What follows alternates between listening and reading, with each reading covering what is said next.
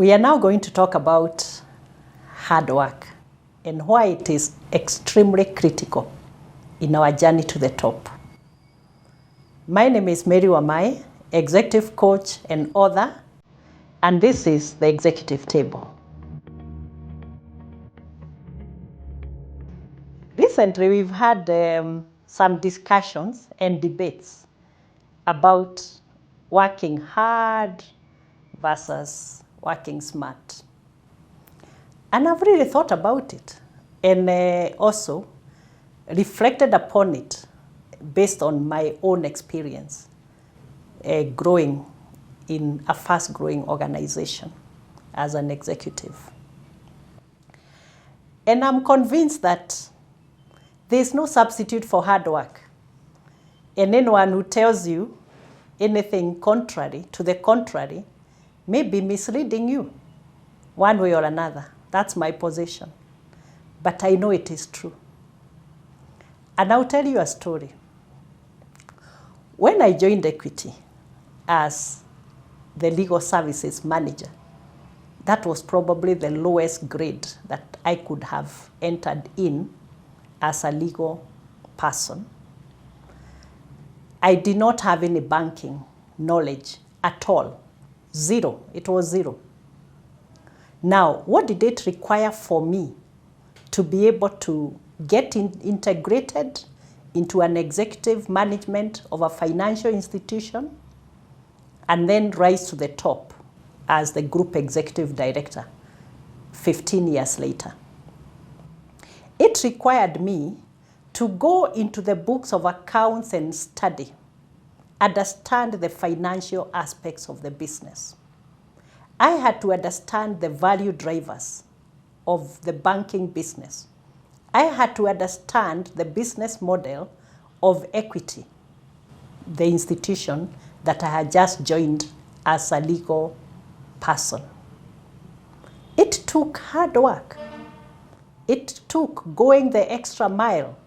I read the annual reports of the business from page 1 to the last page.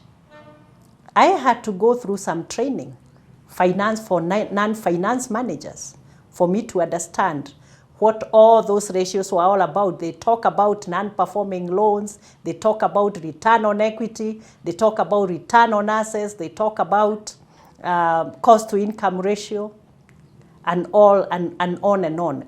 But I mean, I could not have known what those terms mean unless I went back to the drawing board and really put in effort and hours. I put in a lot of hours. And then I also did some training programs outside my working hours. Some of them I self-taught myself. Some of them I sat in a classroom for me to understand what banking was all about. I sat in sessions to understand the strategy of the organization.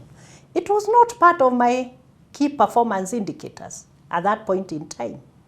So anyone could have said those were extras that I did not actually have to do for me to get a good score on performance. But I did it because it was necessary for my growth. And I will tell you that growth and success is not for the lazy person.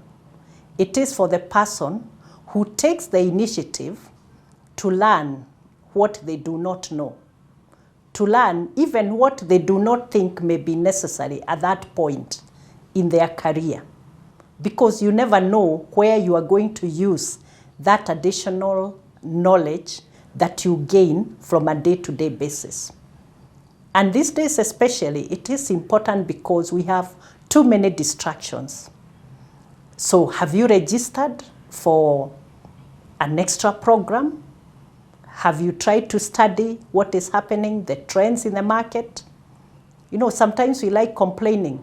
You know, the promotions are not coming to us. They are going to others who are favored. But I want to remind you that it is not about favor. It's about the person who is best positioned for a certain position or for a certain job or for a certain title, the next level. The next level is only for those who take the initiative to prepare themselves accordingly. I hope now you understand why values are important in the quest for leadership. If there's any value that you'd like us to talk about, please feel free to engage on the social media channels.